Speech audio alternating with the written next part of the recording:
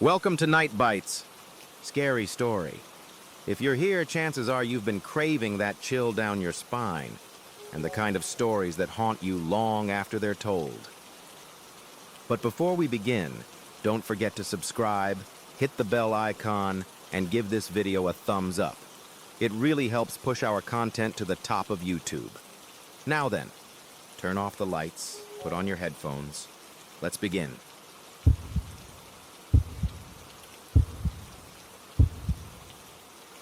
Once a year, a man comes to our town. No one knows where he comes from. No one sees how he appears. No one sees how he leaves. But every summer without exception, just after midnight under the suffocating August heat, he appears. Under a starless, ink-black sky, he sits at a tiny wooden booth by the side of an old highway, above which hangs a sign, "Second chances, fair price." I never paid attention to that rickety carnival booth that promised different outcomes for the future. It was for those who regretted things. Not that my life didn't have several decisions worthy of reconsideration, but there was nothing I looked back on with contempt. There was no burning, gnawing desire to repent. There was no pull toward the man who sold second chances. But at the end of March, when the air first carried the sweetness of blooming magnolias, a decision settled inside me, rooting so deeply that every second I felt cold, merciless pressure, refusing to leave my chest. Attacks of guilt darted through my ribcage, bouncing off bones like a ball-peen hammer against steel, and each collision left a sharp, ringing pain, building unbearable tension beneath my sternum. But I deserved these feelings. I deserved this endless hammer blow of responsibility that left the knowledge that the past cannot be rewound. The request was absurdly simple. A message. Can you pick me up? I have a strange feeling, and I'm scared to walk alone. Following that, 3 missed calls, then a panicked voicemail. "Seriously, answer the phone. Someone seems to be following me." Another missed call, and then silence. I saw all this just a bit after 1 a.m. The messages and calls came one after another. 11:42 p.m., 11:47 p.m., 11:53 p.m., 11:54 p.m. Nothing, nothing, nothing. I had silenced my phone because I was studying. And as soon as I realized how serious it was, why Emily kept calling me so many times, I called her back. No response. I ran out to my car, consumed by panic, frantically dialing and redialing her number. I knew where she was and the route she took home. But no matter how many times I retraced the path my friend had walked an hour earlier, the street remained empty. Now, it's June, and the search for Emily has ended. The police decided she was dead, and if nothing has been found by now, her body will likely never be found. The case will be sent into a cardboard box to gather dust, with uneven letters spelling out "unsolved" across the front. Turning off my phone's ringer that night wasn't the decision that branded me with this stigma. No. The shame came from another act I committed afterward. Among the chain of messages and missed calls was one proof condemning me to this torment. One single notification that led me to the man who sold second chances. Read 11:43 p.m. The cloyingly sweet scent of magnolias thickened the air. It was August, and their flowers had almost completely fallen from the thin branches, covering the ground with decaying petal corpse, marking the end of summer. But this smell lingering in the warm wind brought a reminder. Soon the homemade booth would rise at the edge of town, and soon I would get the chance to answer the call, a chance to live without seeing that final text, without listening to the voicemail, a chance to hear something other than terror in my friend's voice. And I waited. There was no exact date for the man's appearance, but there were signs. There would be no stars in the sky, and the night would become a void without even the timid glow of moonlight.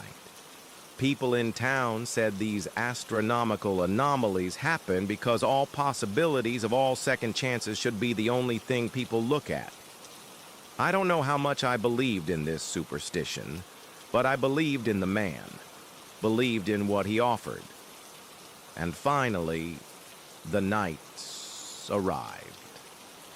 On the 19th of August, I lifted my gaze and noticed there were no lights at all.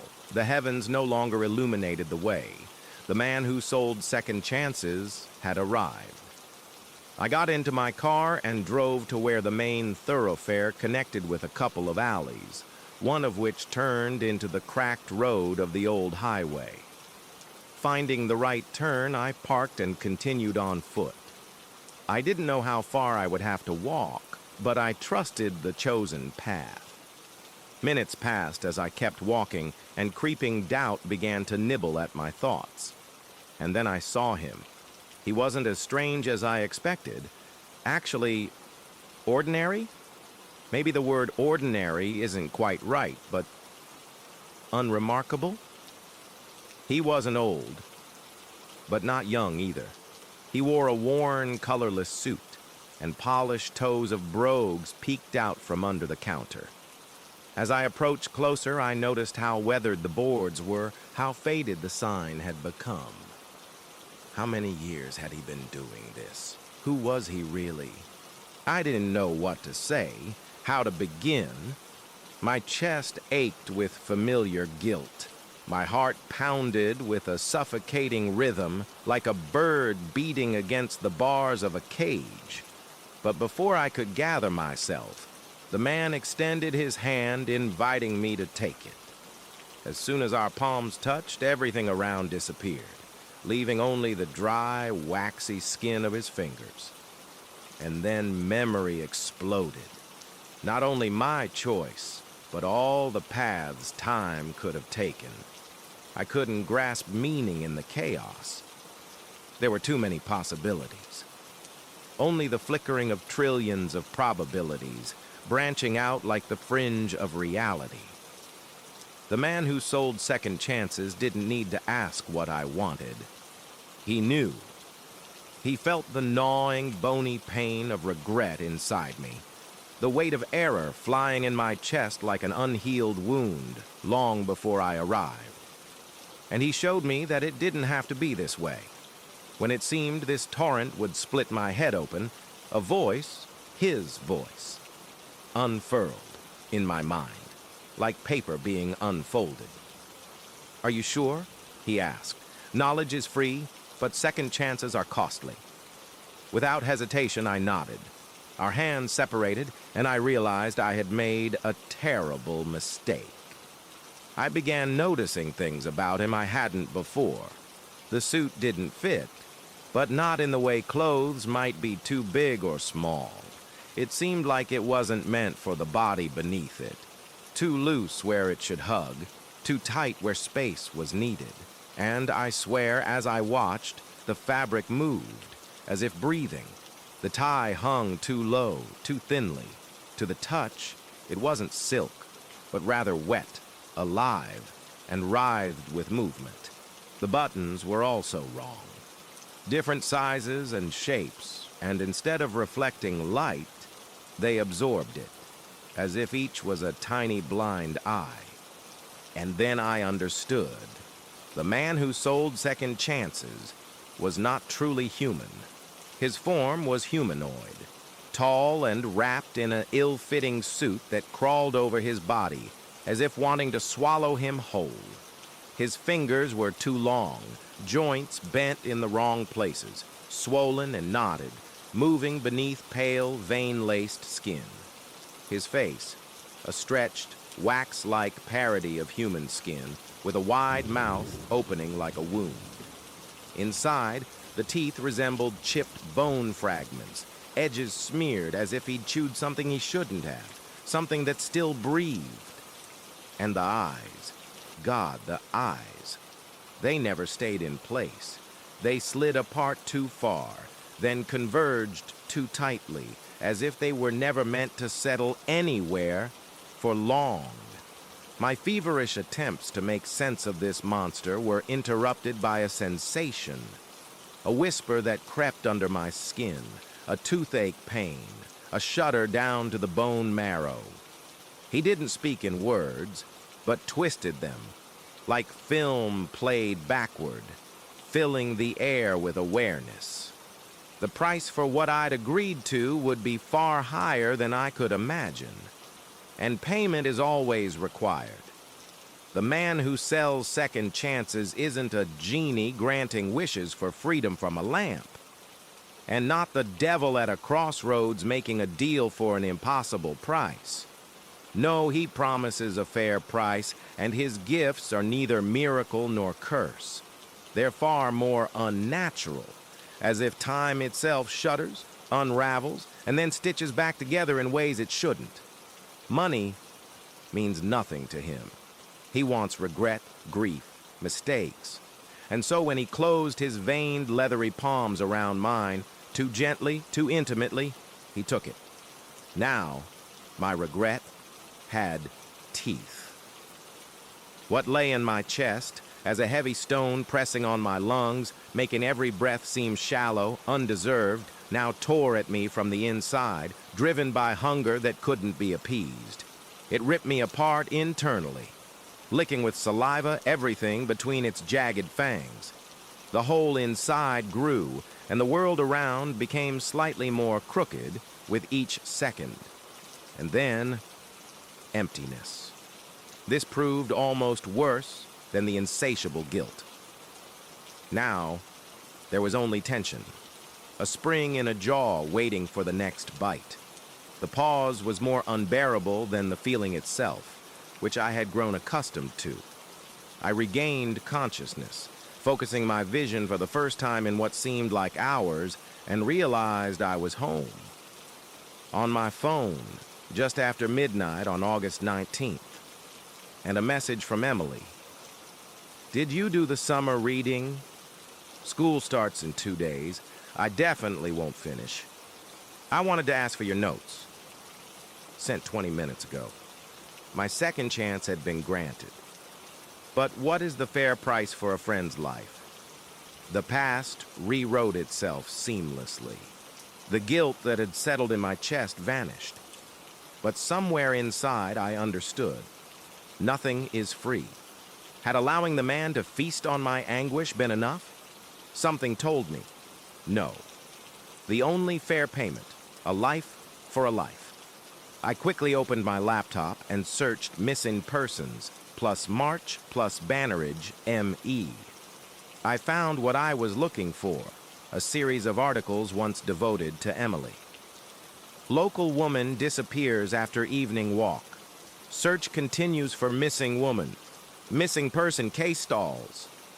But the headlines had changed. Now, from every website poster, a different woman's face looked out at me. Emily was supposed to die that night, but by changing fate, I doomed someone else to experience her final moments instead. I looked up her name, hoping to learn something about her that would make me feel better. She was a teacher, a young mother, someone's wife, someone's friend, just as Emily was mine. I vomited. I made it to the bathroom and emptied everything from my stomach, bitterness burning my throat. Rinsing my face, I lifted my eyes to the mirror, and a scream tore from my chest. Looking back at me wasn't my reflection. I saw her, the woman who took Emily's place. Empty eyes, lips silently moving. I barely managed to make out what she was saying. Was it worth it? And then I understood why the man who sells second chances comes when there are no stars, when the sky is stripped of light. Not so people can look at their second opportunity with hope, but so that after paying, your sorrow has nowhere to go. So that when your chance is granted, there's an even deeper guilt inside you, such darkness, such emptiness, as if staring into a bottomless pit. And that is what he feasts upon. Second chances aren't given. They're taken, stolen, carved from the bones of time, and the man who sells them will always be there for those who need him most.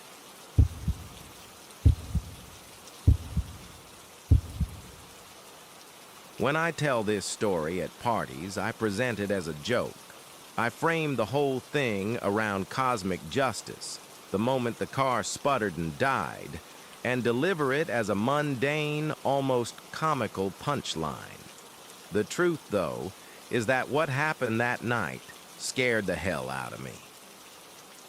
It was 2014. I was a senior in high school. Back then, I lived in Central Texas, while my brother was studying in Colorado. He was about to graduate, and I'd never visited him once. So when our spring breaks coincided, I decided to make the trip. The problem was, technically, I wasn't allowed behind the wheel. Believe it or not, despite being a reckless 18-year-old idiot, I had never broken a traffic law, not even a parking ticket. But just a week before the trip, I got caught with beer, and my license was suspended for a month. Still, I wasn't going to let that stop me. I needed to see my brother no matter what, so I left late in the evening, chugged a couple of Red Bulls to stay awake, and stuck to back roads where patrols were less frequent. It added a couple of hours to the drive, but helped me avoid most Texas Rangers. By midnight, I felt like I was somewhere in the middle of the Australian outback. I'd driven across states before, but this route felt different. All around, nothing but thorny brush and road signs bleached by the sun until they were unreadable. I was just thinking about how cut off I was from civilization when I nearly missed an orange traffic cone, perfectly placed right on the yellow center line down the middle of the road. I slowed down, but didn't stop. I was sure there couldn't be any construction work going on. I checked the maps before leaving, and there should have been more signs if there were. Trash on the road wasn't unusual, but the way that cone stood exactly in the center seemed suspicious. A few miles further, something blocked the road again. My headlights pierced the black void ahead, revealing something new in the distance. There was something lying directly in my lane. I squinted. Another cone? Tall enough, but too thick. I slowed even more. That's when I thought, no way could that actually be a person. I moved closer, and it really was a person. I tried switching lanes, but the figure followed my car, clearly trying to force me to stop. He raised his hand, like he was greeting the cold metal of my bumper. I slammed on the brakes so hard my neck snapped forward. Inside me boiled a mix of anger and confusion as I dimmed the lights and finally saw the stranger clearly. I regretted stopping immediately. At first glance, he looked like a normal man. Tall, middle-aged, wearing blue jeans and a long light brown coat. His features weren't remarkable except for his eyes. Pale blue, too small for his face. When he saw that I had stopped, he stretched his lips into a wide grin. Maybe he was just relieved, but something about what he held in his hand kept me from believing the best. In his fist was something small, fuzzy, and bloody. It was hard to make out, but it looked like a dead rat. Why he was carrying something like that was irrelevant. What mattered was that he was hiding his other hand behind his back. What was he concealing? A weapon? I lifted my foot off the brake. I'd been stupid enough to stop, not stupid enough to stay. I tried to drive around him, but he darted in front of my hood again. Noticing I wasn't braking this time, he took a step back. Then both hands dropped, and I saw what he was hiding, a heavy claw hammer. I sped forward, hardly believing what had just happened. There was a chance the guy really needed help, but I had no intention of sticking around to find out. In the rearview mirror, I saw him running after me. For a second, it was terrifying. Then it became funny. Did he really think he could catch up? He disappeared into the darkness, and I smirked. Idiot. And here comes the punchline. Hardly a second passed after the word left my lips when the car jolted forward with a disgusting, dull impact. I barely had time to look back at the road, but it was already too late. Several loud popping sounds erupted like gunshots. The dashboard lit up with warning lights. My tires chewed themselves beneath me. The car pulled sharply to the left, the steering wheel fighting my grip, and a flapping sound roared from under the chassis. I stopped the car and caught my breath for a few seconds before throwing open the door. I grabbed a flashlight from the glove box and inspected the damage. All 4 tires were shredded beyond recognition, rubber peeling off like dead skin. For a while, I just stood there, the beam trembling in my fingers, unable to believe how quickly everything had gone wrong. I swept the light backward along the cracked asphalt. 50 feet behind me, half hidden in the dark, lay a spike strip. I hadn't noticed it at all. Between where I met the man and the trap was a slight incline, so I hadn't seen anything over the hill. But I knew now he was following me. The same one who placed the cone and laid out the spike strip. I had only managed to get half a mile away, 5 minutes max to make a decision. I checked my phone. 0 signal. First thought, lock myself inside the car, but what good would doors do against a hammer? I could run off-road down the shoulder, but there was nowhere to hide out there, and even farther from help. My plan, if you could call it that, was to run. I turned on the headlights in hopes of attracting rare passing cars, grabbed my phone, wallet, keys, and flashlight, and prepared for a long sprint. Luckily, I ran cross-country in high school. Endurance wasn't an issue. Reaching the next town was unlikely, but sooner or later someone should pass on the highway. I could flag them down or at least reach a signal zone and call the cops. I locked the poor, ruined car and looked behind me. He was already cresting the hill less than a quarter mile away. Around the bend and in the weak light, his wide steps looked unnatural, almost floating. My heart sank. It felt like something inhuman was chasing me. I turned and ran. I paced myself so I wouldn't burn out, checked behind me every minute. The flashlight beam didn't reach him, but his thin silhouette outlined itself against the starry sky. He was far, but not giving up. Worse yet, closing the gap. 5 minutes turned into 10. I couldn't believe he still hadn't fallen behind. I told myself he wouldn't last much longer, but each glance revealed him just slightly closer. At some point I shouted, asking what he wanted. Naturally, there was no answer. Soon sweat poured down my face, and I silently thanked my lucky stars for good running shoes. During another check behind me, I caught the glint of headlights.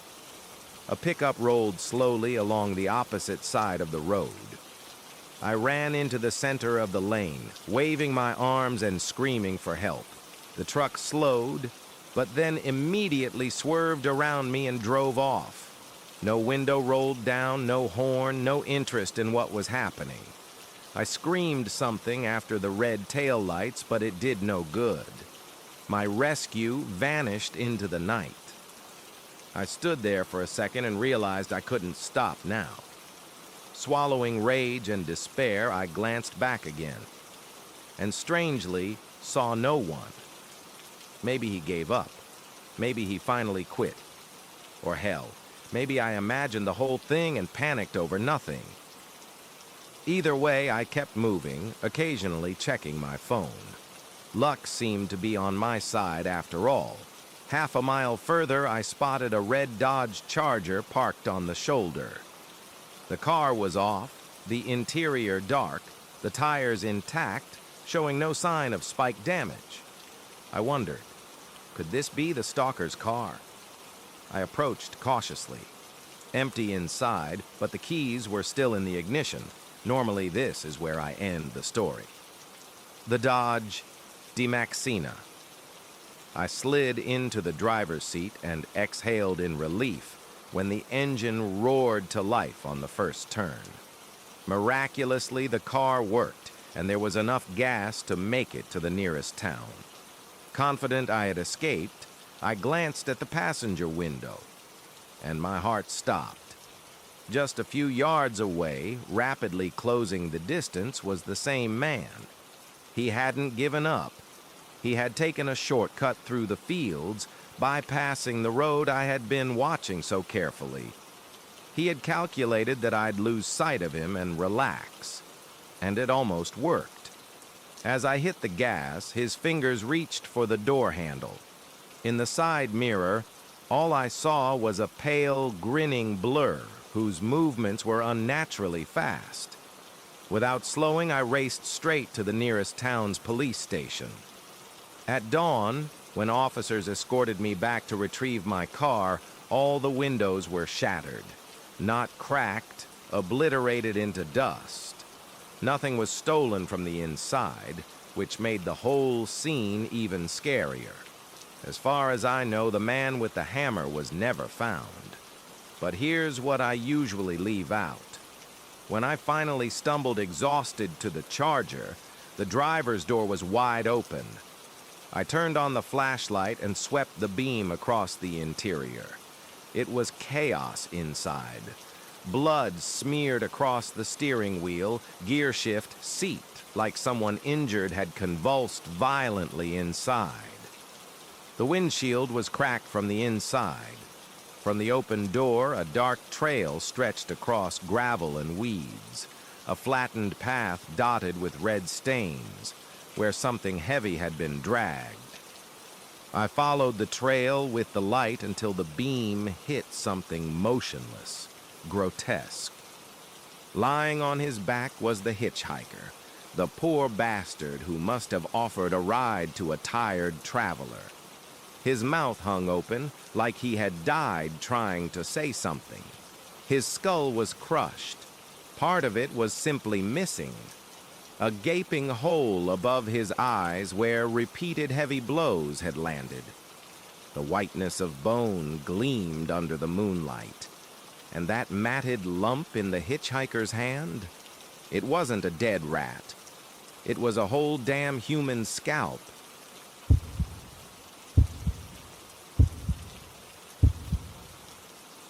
I don't think this post will stay up for long, but I need to write everything down and tell you all. It seems I'm the only one who knows. Others need to know too. If this is your first time here, you should be warned. You might call me paranoid. Go ahead. Feel free to scroll past and calmly buy your Doritos. But if something ever feels off, completely off, you'll remember this. And maybe then, you won't touch that vending machine. It all started 2 weeks ago in my office break room. It's a mid-sized cybersecurity company in St. Louis, nothing glamorous. I stayed late, alone on shift. Around 9, I got hungry. Same old route. Walk past the dried-out ficus and stand in front of that same vending machine we've had for years. Old model. Metal coils, dim gray keypad, glass front. You can see everything, I swear. It never used to hum before.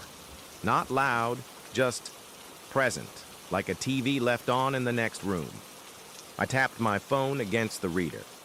No coin slot anymore.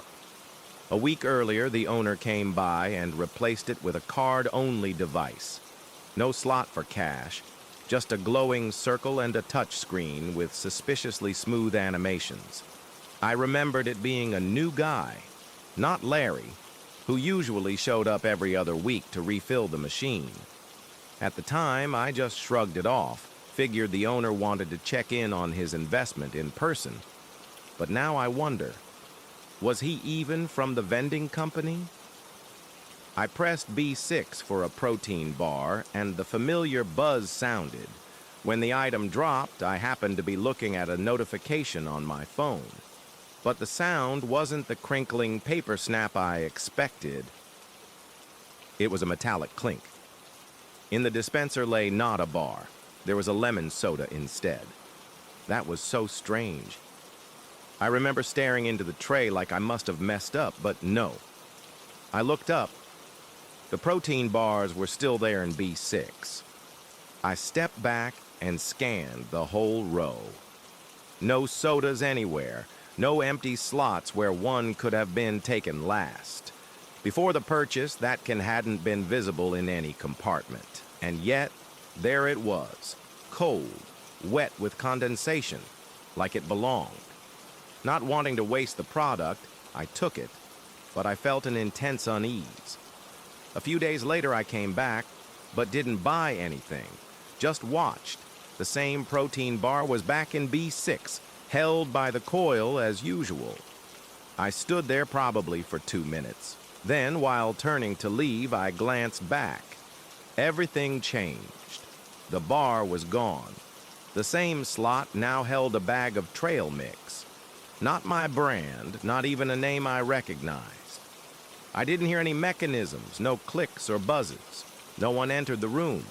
But something changed while I had my back turned. It felt personal, not like restocking, more like a response. Later that week, I avoided the machine altogether. That same day, Derek from marketing walked past my desk with a bag of dried mango slices, the same rare brand I used to buy when I lived in Portland. I didn't even know they sold it in Missouri. It's not a chain brand. He waved the bag and said, "I started buying these because of you." I'd never mentioned them. Not once. Not at work, not online. I didn't know what to say, but thankfully Derek moved on, whistling some tune and happily chewing mango. The melody sounded familiar, but I couldn't place it.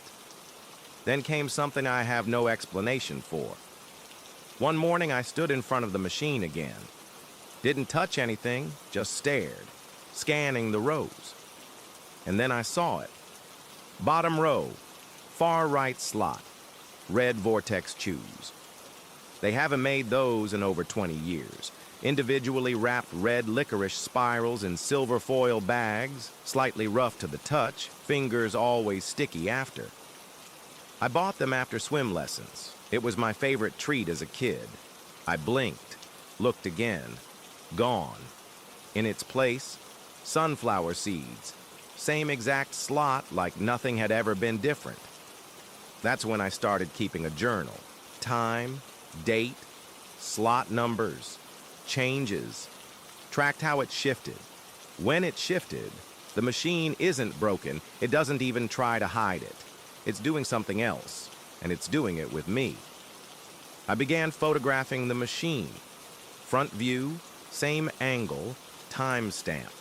Every time I passed by, even if I didn't buy anything. Morning, lunch, afternoon, late evening, I created a table. Slot versus product versus time. At first, nothing dramatic, but then I noticed C3 changing, subtly. Not empty, just different. One day it held jalapeno chips. Next morning, granola. 2 days later, baked pretzels. Then, oddly, chips again. I cross-referenced the photos. The rotation didn't match any obvious restocking schedule, and no one ever saw the machine being serviced. Not once. It just updated itself, quietly. That alone was weird, but it got worse.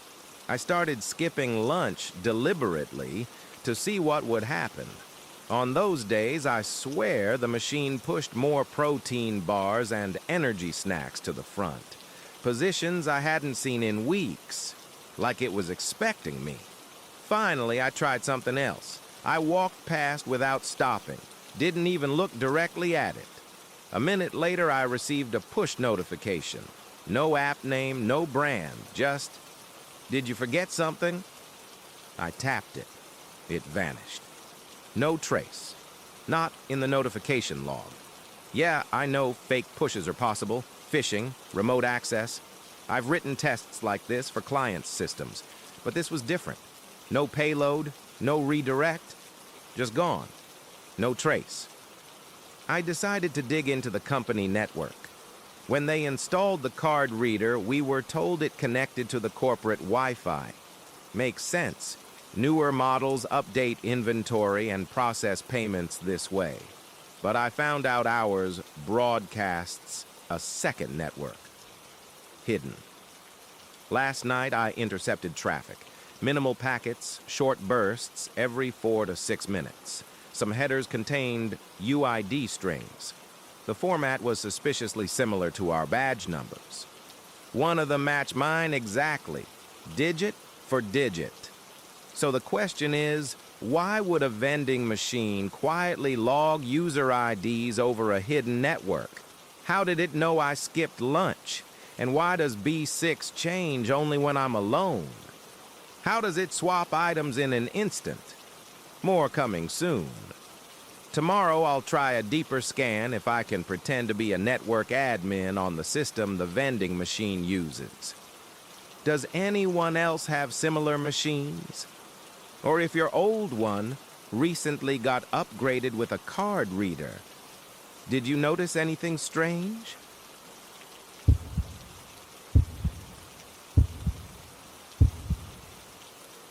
That's all for tonight. If this story got under your skin, give it a like, share your thoughts in the comments, and don't forget to subscribe. There's more to come. Chilling tales, dark secrets, and nightmares lurking in the shadows.